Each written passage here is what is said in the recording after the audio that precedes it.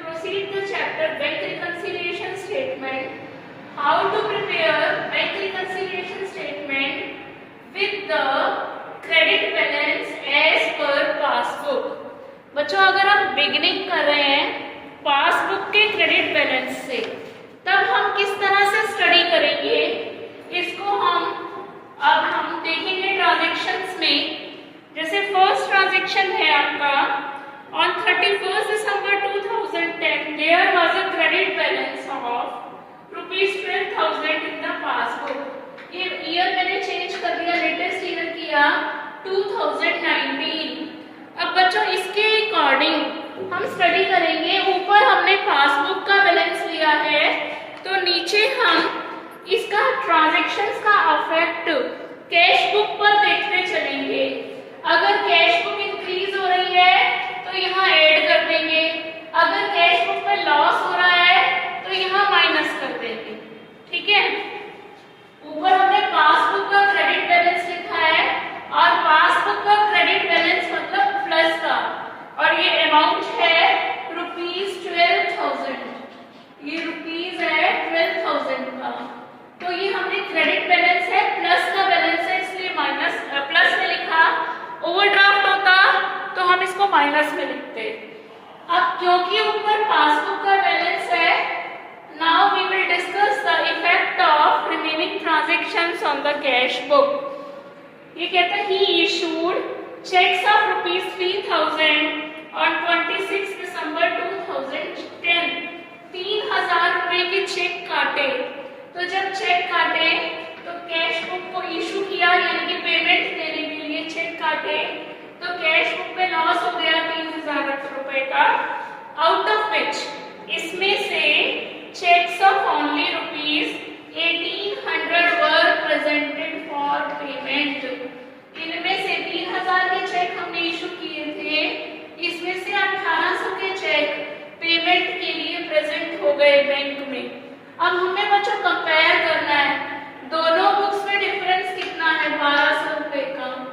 यहाँ से 1,200 रुपए का लॉस है, यहाँ से ज्यादा रुपए क्रेडिट हो चुके हैं 3,000 रुपए। कैश बुक से 3,000 रुपए का पेमेंट है, पासबुक से 1,800 रुपए का पेमेंट है। तो कैश बुक में हमारा लॉस 1,800 का न्यूट्रल हो गया। 1,200 रुपए का एक्स्ट्रा लॉस हो रहा है कैश बुक में, तो 1,200 रुपए से हम क्या करेंगे माइनस करेंगे, क्योंकि लॉस है। Less cheques issued but not presented for payment.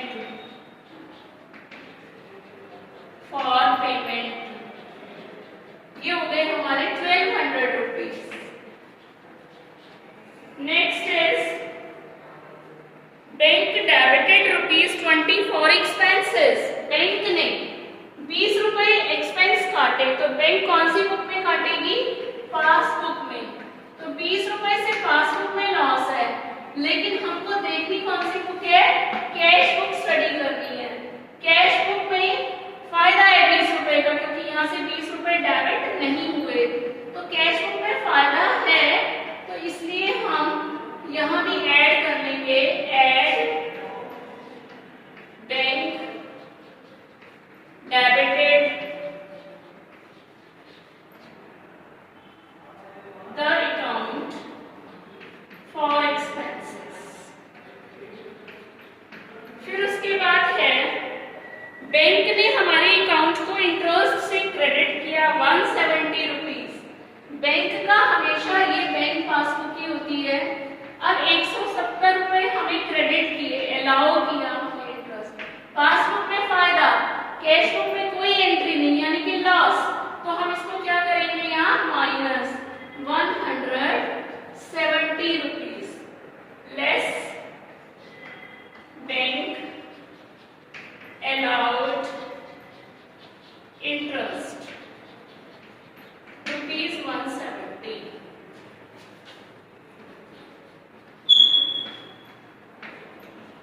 next is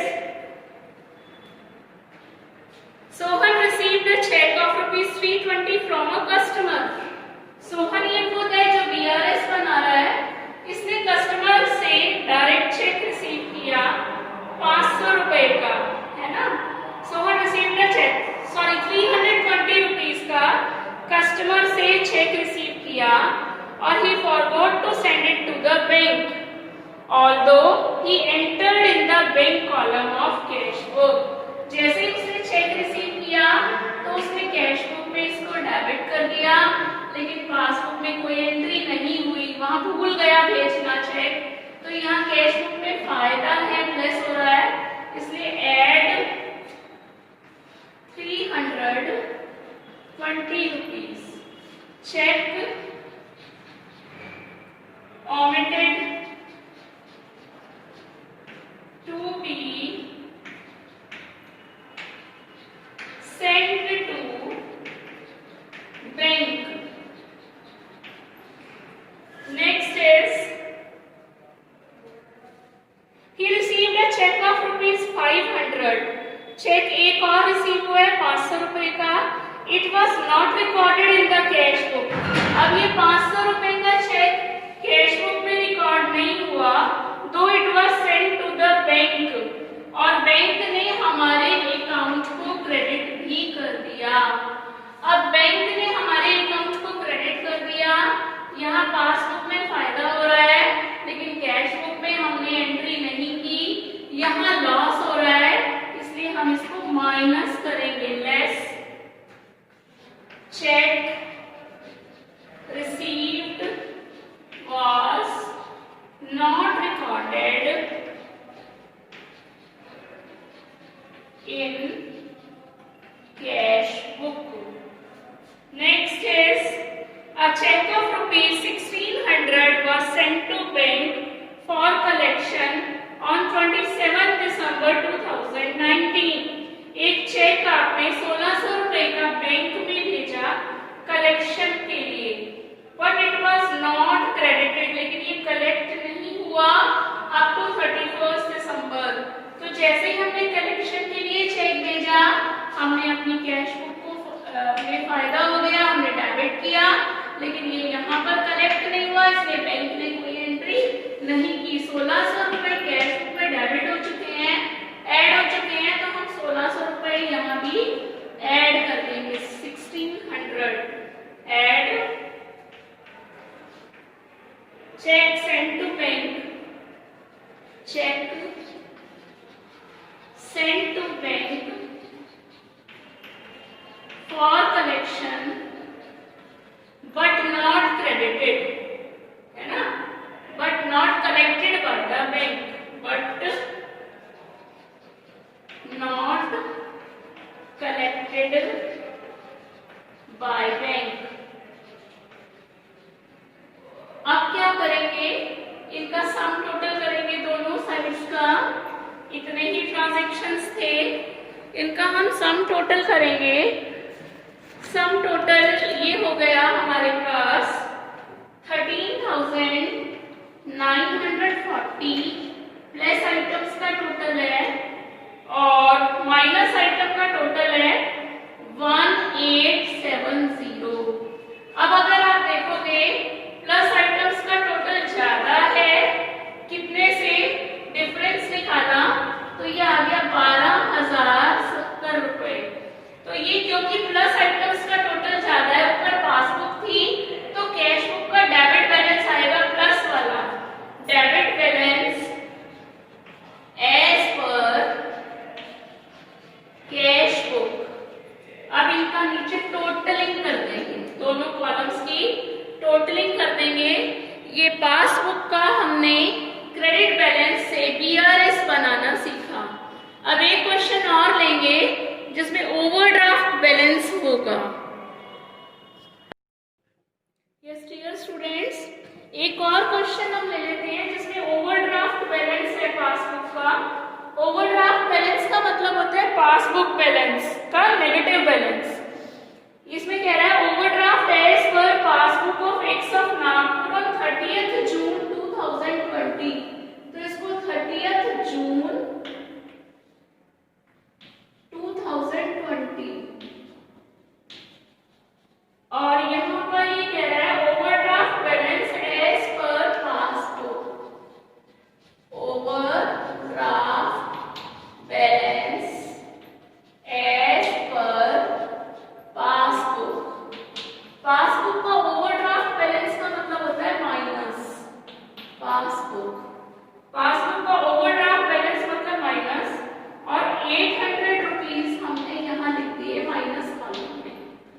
आगे कहता है checks of rupees 1500 and 1800 were sent to bank. हमने 1500 और 1800 के चेक, दो चेक हमने बैंक भेजे. They could not be collected up to 30th June. तो जब चेक हम बैंक भेज रहे हैं तो अपनी हम कैश बुक में डेबिट करके चेक हमने वहां भेजे बैंक में, लेकिन वहां पर अभी कलेक्शन नहीं हुआ. हम देख रहे हैं ऊपर पासबुक का बैलेंस है, तो कैश बुक पर देखेंगे कि ये दोनों चेक का प्रॉफिट हो चुका है कैश बुक में, इसलिए हम यहाँ भी ऐड करेंगे cheques sent to bank but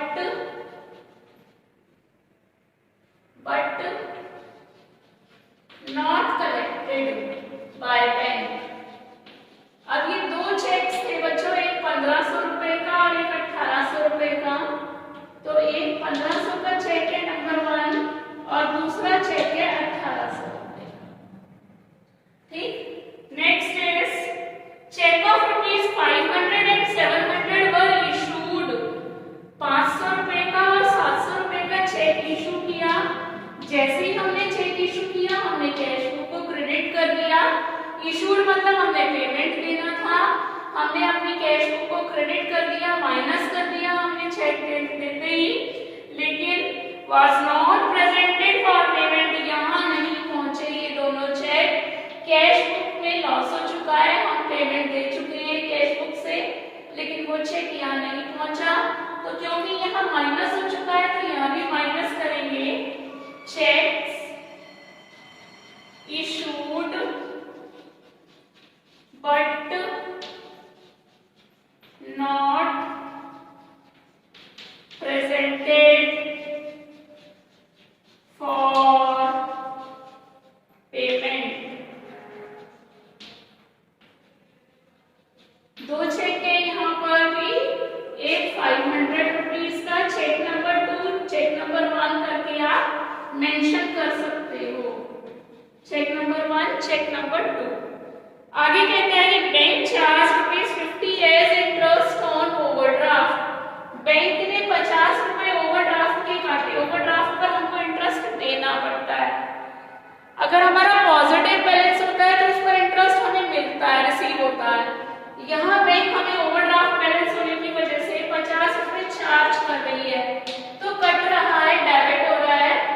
तो लेकिन यहाँ कैश बुक में कोई एंट्री नहीं है, पासबुक में लॉस है, लेकिन हमें देखना है कैश बुक में फायदा है, इसलिए हम इसको ऐड करेंगे. Add bank charge interest on overdraft 50 रुपए. आगे कहता है ये 200 were deposited directly in the bank which were not recorded in the cash book. Bank में डायरेक्ट डिपॉजिट हो गई, यानी कि पासबुक में फायदा हो गया, लेकिन ये not recorded in the cash book. ये कैश बुक में इसकी रिकॉर्डिंग नहीं हुई.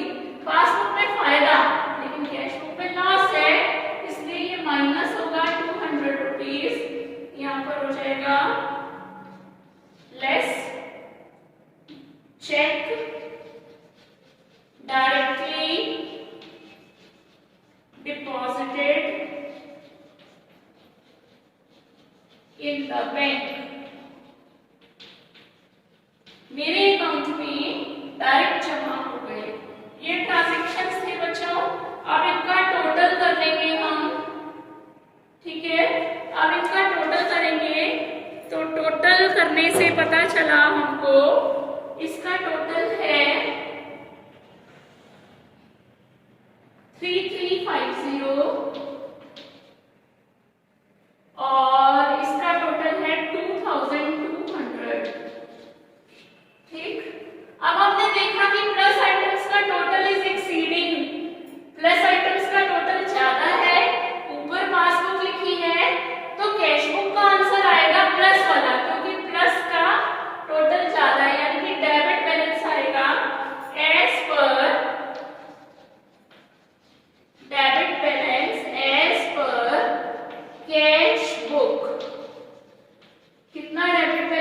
आ गया, ये आया 1150 रुपए का।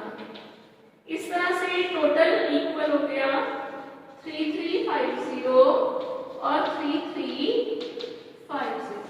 तो बच्चों बस यही ध्यान रखना है आपने, ऊपर पासबुक का बैलेंस है तो कैश बुक पर इफेक्ट देखो वेरिएशन वाले ट्रांजैक्शंस का, और अगर ऊपर कैश बुक है तो पासबुक पर उसका इफेक्ट देखो। यहाँ पासबुक थी ऊपर तो कैश बुक अगर फायदा है तो ऐड कर देंगे, कैश बुक में अगर लॉस है तो माइनस कर देंगे। इस तरह से बच्चों सिर्फ हमें डिफरेंस वाले पॉइंट्स को, ट्रांजैक्शंस को ही बीआरएस में रिकॉर्ड करना है। कुछ ट्रांजैक्शंस ऐसे भी आ सकते हैं जो दोनों बुक्स में रिकॉर्ड हो गए, यहाँ भी, उसकी वजह से कोई डिफरेंस नहीं आ रहा किसी भी ट्रांजैक्शन में, तो ऐसे ट्रांजैक्शंस को हम बैंक रिकंसिलिएशन स्टेटमेंट में एंटर नहीं करते। तो स्टूडेंट्स आज के लिए ये इतना चैप्टर फिनिश हो गया। चारों टॉपिक्स मैंने ले लिए आपके, कैश बुक का डेबिट बैलेंस, कैश बुक का क्रेडिट बैलेंस, पासबुक का क्रेडिट बैलेंस और पासबुक का ओवरड्राफ्ट बैलेंस। कोई क्वेरी हो तो आप पूछ सकते हैं। थैंक यू स्टूडेंट्स, आप इस पर बेस्ड न्यूमेरिकल्स कीजिएगा। Thank you very much, enjoy your day. Okay.